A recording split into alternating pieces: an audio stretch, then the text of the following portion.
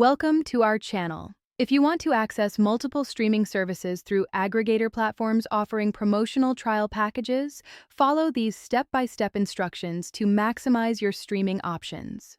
Step 1. Research streaming aggregator services like Amazon Prime Video channels, Apple TV channels, or Roku channel that allow you to add multiple streaming services under one platform. Step 2. Visit the aggregator platform's website or open their app.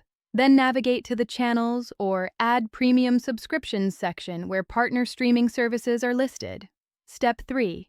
Browse available streaming channels that offer free trial periods through the aggregator platform. Trials through aggregators are often separate from direct subscription trials. Step 4. Select the channels you want to try by clicking on them individually. Review what content each channel offers and confirm the trial duration before proceeding.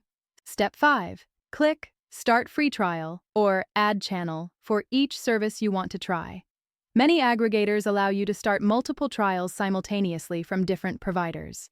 Step 6. Confirm each trial edition through the aggregator platform. Your existing payment method on file with the aggregator will be used, but you won't be charged during trial periods. Step 7.